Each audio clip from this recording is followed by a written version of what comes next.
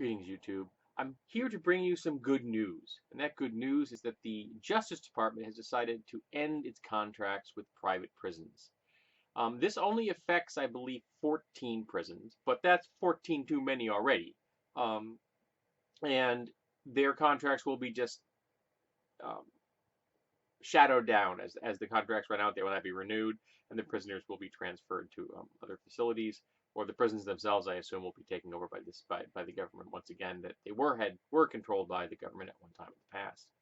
Um, and the reasons for this is Justice Department to end use of private prisons. The Justice Department plans to end the use of private prisons after officials concluded that facilities were both less safe and less effective at providing correctional services than those run by the government. Um, so less safe both for the staff members and the inmates, and less efficient as far as money is concerned, that the government can actually run the prisons um, and more efficiently. And they're cutting out the middleman because, let's face it, making a profit off of human suffering is a moral failing. It's an indication that someone is morally bankrupt if you're doing that.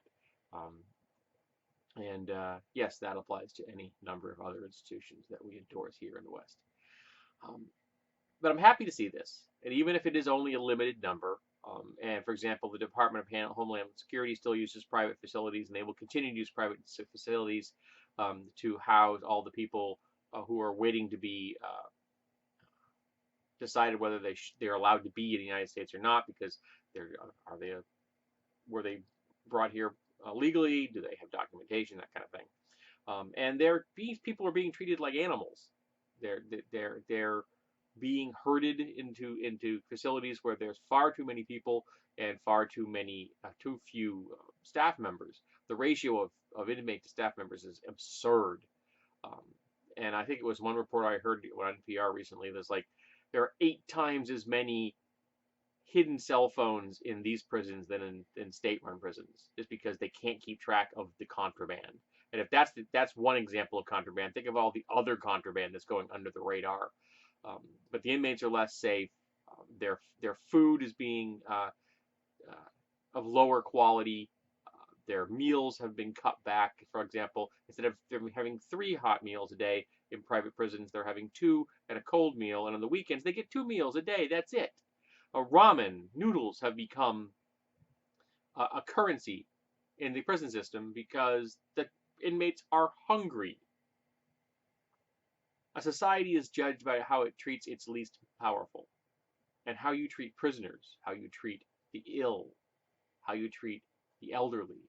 That's a sign of the worth of a society. And by that metric, America is morally bankrupt.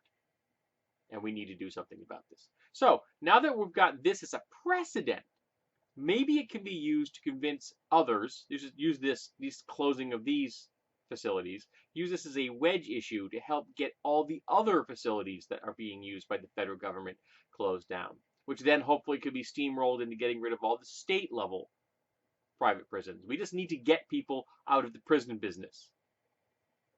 Of course, once we're done with that, then we can start working on things, say, like taking money off of the suffering of people who are ill, like the death panel run by private health insurance.